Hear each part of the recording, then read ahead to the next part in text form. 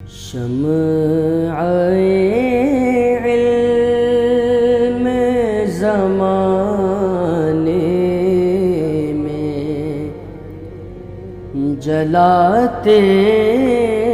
جاؤ، شمع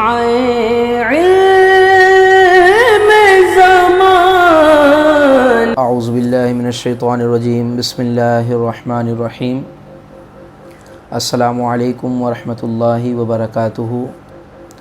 آج سے انشاءاللہ العزیز اصول حدیث پر ایک کتاب جو مدارس دینیہ میں پڑھائی جاتی ہے، مقدمہ عبدالحق کے نام سے وہ موسوم ہے، اس کے حوالے سے انشاءاللہ العزیز ترتیب وار سبقاً درس دیا جائے گا۔ مقدمہ عبدالحق محدث دہلوی رحمۃ اللہ تعالی علیہ کے حوالے سے یہ بات سب سے پہلے ذہن نشین رکھیے گا کہ یہ مشکوٰۃ المصابیح کی شرح شیخ محقق رحمۃ اللہ تعالی علیہ نے کی ہے، اور آپ نے مشکوٰۃ المصابیح کی دو شرح، ایک فارسی زبان میں اشعۃ اللمعات کے نام سے فرمائی ہے، اور ایک دوسری شرح مشکوٰۃ المصابیح کی وہ عربی زبان میں لمعات التنقیح کے نام سے فرمائی ہے۔ تو جب آپ نے لمعات التنقیح کے نام سے مشکوٰۃ المصابیح کی شرح فرمائی، تو اس لمعات التنقیح کے اندر آپ نے مقدمہ تحریر فرمایا ہے۔ اسی مقدمے کے اندر شیخ محقق رحمۃ اللہ تعالی علیہ نے اصول حدیث کی بنیادی اصطلاحات کا ذکر فرمایا، اور وہ اصطلاحات اپنی اہمیت میں، اپنی افادیت میں کمال درجہ رکھتی ہیں، جس کی وجہ سے ان اصطلاحات کو علیحدہ سے کتابی صورت دیا گیا اور اس کو باقاعدہ علوم اسلامیہ کے نصاب میں شامل کیا گیا ہے۔ تو اب ایسا بھی ہوا ہے کہ مشکوٰۃ المصابیح کے بعض نسخے ایسے تیار کیے گئے ہیں کہ جن کے شروع میں شیخ محقق رحمۃ اللہ تعالی علیہ کی وہ باتیں جو اصول حدیث کی اصطلاحات کے حوالے سے لمعات التنقیح کے اندر مرقوم تھیں، مشکوٰۃ المصابیح کے بعض نسخوں میں اس کو شروع میں ایڈ کر دیا گیا ہے۔ تو مشکوٰۃ المصابیح کو جب آپ بعض نسخوں کو آپ کھولیں گے تو شیخ محقق کا مقدمہ شروع میں ملتا ہے، تو بعض دفعہ اس سے یہ اشکال پیدا ہو جاتا ہے، اور بعض لوگ یہ سمجھ بیٹھتے ہیں کہ گویا یہ مشکوٰۃ المصابیح کا مقدمہ ہے، حالانکہ شیخ محقق کا لکھا ہوا یہ مقدمہ مشکوٰۃ المصابیح کا بالکل نہیں ہے، بلکہ وہ لمعات التنقیح کا مقدمہ ہے۔ وہ صرف اصطلاحات کی افادیت کے پیش نظر اس کو شروع میں لگا دیا جاتا ہے تاکہ طالب علم اس کو پڑھ کر کتاب کو بآسانی سمجھ لیں۔ تو یہ در حقیقت لمعات التنقیح کے اندر شیخ محقق نے اصطلاحات حدیث کے حوالے سے ایک مقدمہ تحریر فرمایا ہے، تو اسی حوالے سے انشاءاللہ العزیز درس کا آغاز کیا گیا ہے۔ یہی وجہ ہے کہ جب آپ مقدمے کو دیکھتے ہیں تو وہاں سے جو ہمیں عبارت آغاز ملتی ہے وہ عبارت یوں ملتی ہے کہ مقدمۃ فی بیان بعض مصطلحات علم الحدیث، کہ یہاں سے سب سے پہلے یہ اشکال پیدا ہوتا ہے کہ شیخ محقق نے اصطلاحات حدیث کے حوالے سے گفتگو کا آغاز فرمایا، مگر آغاز میں بسم اللہ الرحمن الرحیم بھی نہیں لکھا، نہ اللہ رب العالمین کی حمد و ثنا ہوئی، اور نہ ہی رسول اکرم صلی اللہ تعالی علیہ وآلہ وسلم پر درود و سلام بھیجا گیا، بلکہ ڈائریکٹ مقدمہ کے لفظ سے اپنی بات کو آغاز کیا ہے۔ جبکہ حقیقت حال یہ ہے کہ لمعات التنقیح کے مقدمے کے شروع میں شیخ محقق رحمۃ اللہ تعالی علیہ نے تسمیہ بھی مرقوم فرمایا ہے، اسی طرح تحمید اور حضور اکرم نور مجسم صلی اللہ تعالی علیہ وآلہ وسلم کی بارگاہ اقدس میں درود و سلام کا نذرانہ بھی پیش کیا ہے۔ تو چونکہ اس مقدمے کے بیچ سے ہی اصطلاحات حدیث کا آغاز کیا گیا ہے، اس وجہ سے جب ہم نے یا دیگر لوگوں نے اس کو علیحدہ تذکرہ کیا تو وہاں سے بات کا آغاز کیا جہاں سے اصطلاحات حدیث کے حوالے سے بات شروع ہوتی ہے اور کلام شیخ محقق نے شروع کیا ہے۔ تو اس اعتبار سے یہ اشکال دور کر لینا چاہیے کہ شیخ محقق نے بسم اللہ یا تحمید اور تسلیم کا اس کے اندر اہتمام نہیں فرمایا، بلکہ مقدمے کے اندر اس کا اہتمام ہے۔ شیخ محقق رحمۃ اللہ تعالی علیہ نے جب لمعات التنقیح کے اندر اصول حدیث کی اصطلاحات کا آغاز کیا تو انہوں نے اس انداز میں بیان فرمایا کہ مقدمۃ فی بیانی بعض مصطلحات علم الحدیث مما یکفی فی شرح الکتاب من غیر تطویل و اطناب، کہ یہ مقدمہ علم حدیث کی بعض اصطلاحات کے بیان میں ہے جو کتاب کی وضاحت میں بغیر طوالت کے اور بغیر مقصود کی کمی کے کفایت کرے گا۔ تو یہ مقدمہ کے اندر شیخ محقق رحمۃ اللہ تعالی علیہ نے خود اصطلاحات حدیث کے حوالے سے تذکرہ فرمایا اور ساتھ من غیر تطویل و اطناب کہہ کر اپنا اسلوب بھی بیان کر دیا کہ اس مقدمے کے اندر جو اصطلاحات حدیث کا اسلوب ہوگا وہ یہ ہوگا کہ طوالت بہت زیادہ نہیں ہوگی، اور اسی طرح مقصود سے جو کم کلام ہوگا تو وہ بھی نہیں ہوگا، بلکہ درمیان اور اعتدال کی راہ کو اپنایا گیا ہے۔ پھر اسی طرح شیخ محقق نے اسی عبارت کے اندر فرمایا ہے کہ مما یکفی فی شرح الکتاب، کہ جو کتاب کی وضاحت میں کفایت کرے گا۔ اب اس کتاب پر کلام ہے کہ جو شیخ محقق نے فرمایا کہ فی شرح الکتاب، تو اس کتاب سے کون سی کتاب ہے کہ یہ اصطلاحات حدیث اگر بندہ سمجھ لے گا، پڑھ لے گا، اس کے مفاہیم اور مطالب کو اپنے ذہن نشین کر لے گا، تو کون سی کتاب سمجھنے میں اس بندے کو آسانی ہوگی کہ کس کتاب کی طرف شیخ محقق رحمۃ اللہ تعالی علیہ نے اشارہ فرمایا ہے۔ تو جب ہم اس کے اسلوب کو دیکھتے ہیں اور اس کے آگے اور پیچھے کے مفہوم کو دیکھتے ہیں تو محسوس ہوتا ہے کہ فی شرح الکتاب میں شیخ محقق رحمۃ اللہ تعالی علیہ کی مراد مشکات المصابیح ہے، کہ اگر بندہ ان اصطلاحات وغیرہ کو سمجھ لے گا، ذہن نشین کر لے گا، پڑھ لے گا، تو آگے جس کتاب کی شرح لکھی جا رہی ہے لمعات التنقیح کے نام سے، مشکات المصابیح، اس مشکات المصابیح کے سمجھنے میں اس بندے کو آسانی ہوگی۔ اور بعض محققین کی رائے یہ ہے کہ فی شرح الکتاب میں شیخ محقق رحمۃ اللہ تعالی علیہ کی مراد مشکات المصابیح نہیں بلکہ خود ان کی کی ہوئی شرح لمحات التنقیح مراد ہے، کہ اگر بندہ ان اصطلاحات وغیرہ کو سمجھ لے گا تو اس کو لمعات التنقیح کے سمجھنے میں آسانی پیدا ہوگی۔ شیخ محقق رحمۃ اللہ تعالی علیہ نے یہ بنیادی بات کر کے ڈائریکٹ اپنے اسلوب پر آتے ہیں اور پھر حدیث مبارک کی اصطلاحی تعریف کو وہ بیان کرتے ہوئے ارشاد فرماتے ہیں کہ اعلم ان الحدیث فی اصطلاح جمہور المحدثین یطلق علی قول النبی صلی اللہ علیہ وسلم وفعلہ وتقریرہ۔ فرماتے ہیں کہ محدثین اکرام کی اصطلاح کے اندر حدیث بولا جاتا ہے حضور علیہ الصلاۃ والسلام کے قول پر، آپ کے فعل پر اور آپ کے تقریر پر، یعنی حدیث کے لفظ کا اطلاق اللہ کے رسول صلی اللہ علیہ وسلم کے قول، آپ کے فعل اور آپ کے تقریر پر ہوتا ہے، کہ رسول اکرم صلی اللہ تعالی علیہ وآلہ وسلم کا قول وہ حدیث رسول کہلائے گا، آپ کا فعل وہ بھی حدیث رسول کہلائے گا، اور آپ کی تقریر وہ بھی حدیث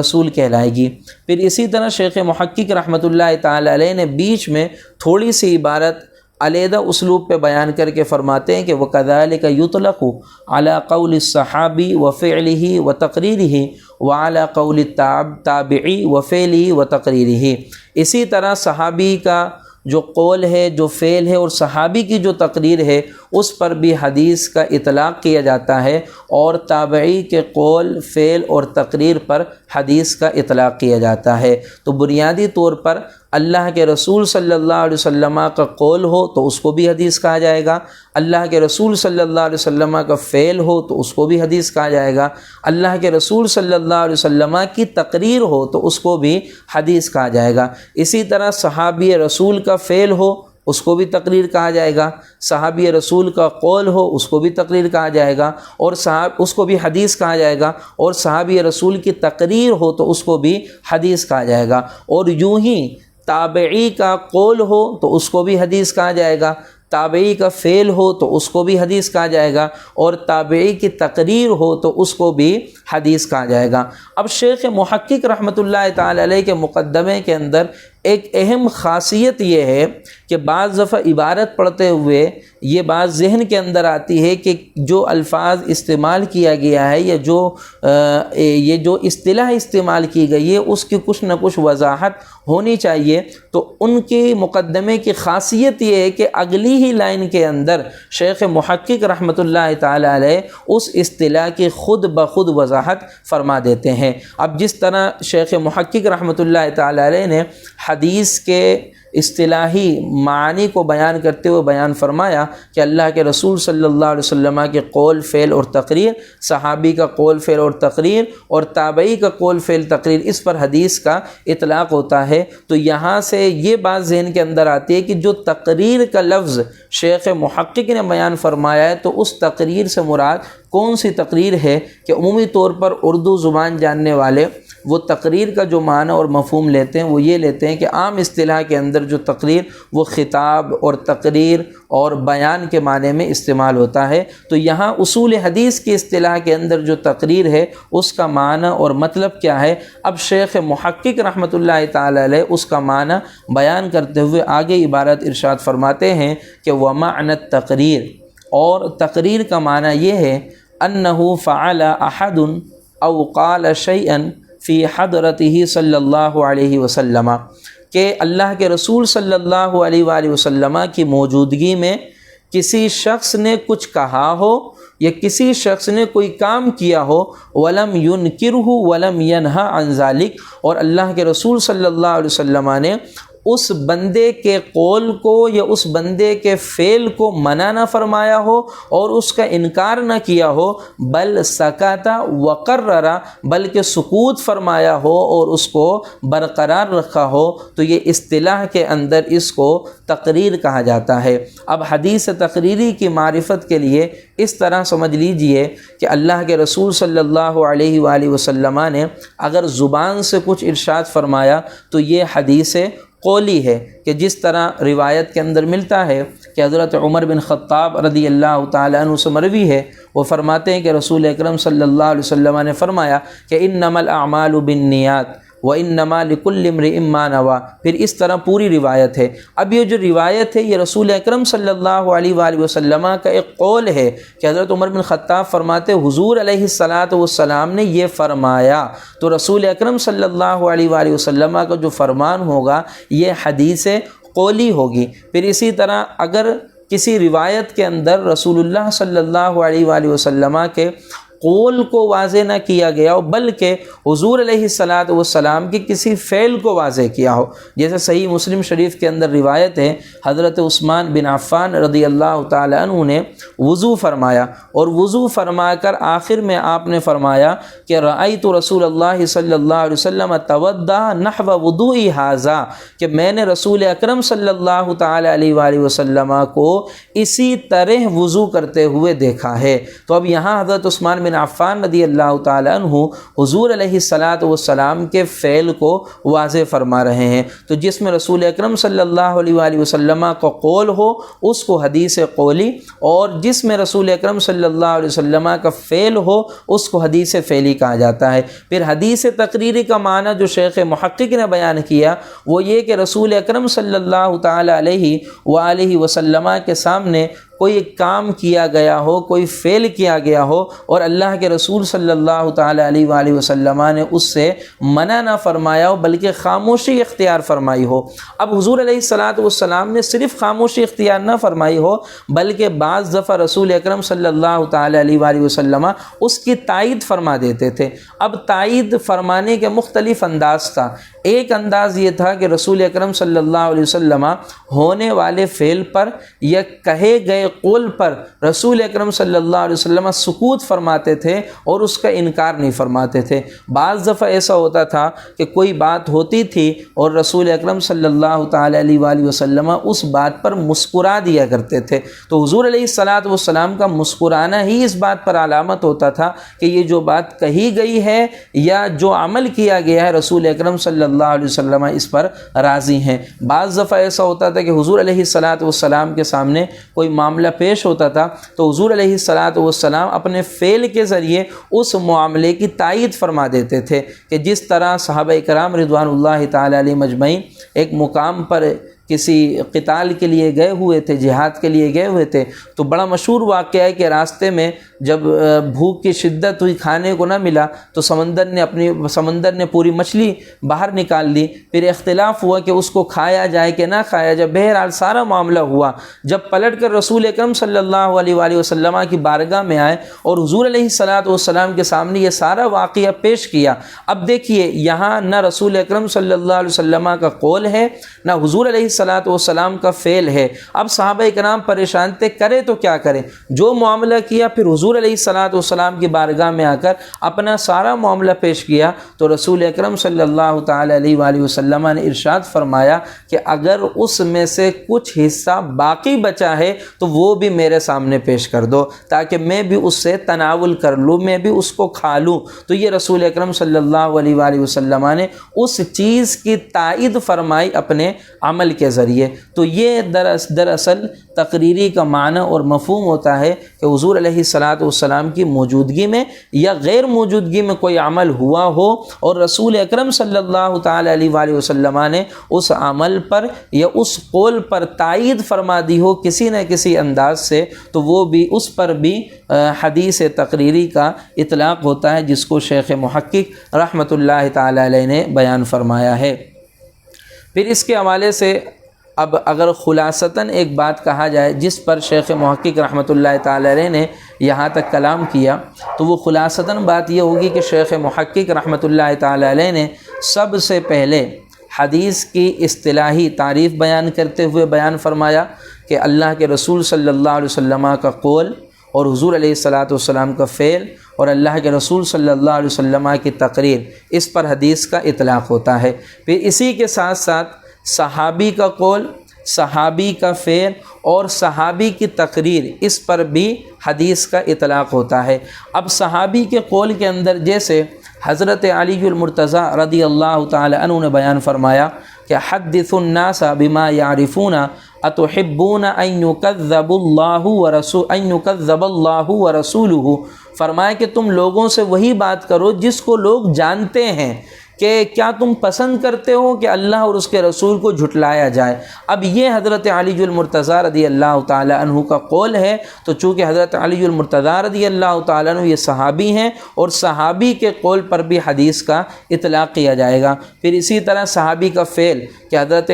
عمر بن خطاب رضی اللہ تعالی عنہ نے صحابہ کرام کو نماز تراویح کی جماعت میں ایک امام کے پیچھے کھڑے ہو کر نماز پڑھنے کا حکم ارشاد فرمایا، تو یہ صحابی کا فعل ہے۔ اور صحابی کی تقریر بھی اسی انداز میں آتی ہے کہ جب حضرت عمر بن خطاب رضی اللہ تعالی عنہ نے نماز تراویح کی جماعت کا اہتمام فرمایا تو کسی صحابی نے اس کا انکار نہیں کیا، بلکہ خاموشی اختیار فرمائی اور اس کی تائید فرمائی۔ پھر اسی طرح شیخ محقق نے فرمایا جو تابعی کا قول ہوتا ہے یا تابعی کا فعل ہوتا ہے یا تابعی کی تقریر ہوتی ہے تو اس پر بھی حدیث کا اطلاق ہوتا ہے۔ تو تابعی کے قول پر محمد بن سیرین رحمۃ اللہ تعالی علیہ کے قول کی مثال علماء اعظام دیتے ہیں کہ آپ نے فرمایا ان ھذا العلم دین فانظروا عمن تاخذون دینکم، کہ یہ دین، یہ جو علم ہے یہ دین کا علم ہے، پس تم خوب غور و خوض کرو کہ تم اپنا دین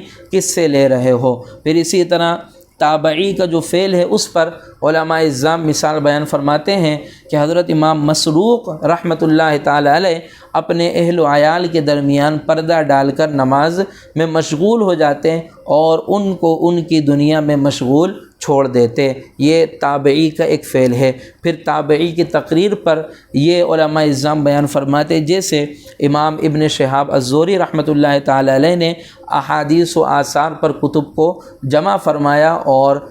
اس طرح احادیث و آثار کو جمع فرمانے پر کسی دوسرے نے انکار نہیں کرا اور نہ اس سے منع فرمایا۔ تو یہ ساری مثالوں کے ساتھ وضاحت کی گئی ہے، جس کو شیخ محقق رحمۃ اللہ تعالی علیہ نے بڑے ہی سادہ اور بڑے ہی آسان اسلوب میں بیان فرمایا ہے۔ پھر اس طرح شیخ محقق رحمۃ اللہ تعالی علیہ نے حدیث مبارک کی تعریف اور حدیث مبارک کے اندر جو تقریر کا لفظ آیا تھا اس کی تعریف کرنے کے بعد اب شیخ محقق رحمۃ اللہ تعالی علیہ حدیث مبارک کی بنیادی اقسام کی طرف آگے بڑھتے ہیں کہ نسبت کے اعتبار سے دیکھا جائے اور مسند الیہ کے اعتبار سے دیکھا جائے تو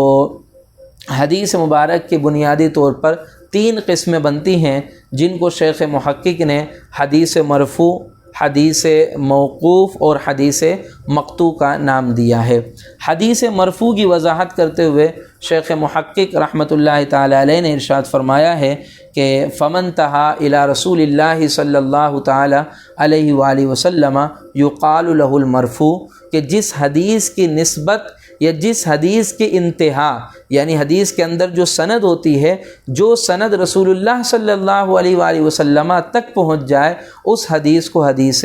مرفوع کہا جاتا ہے۔ پھر حدیث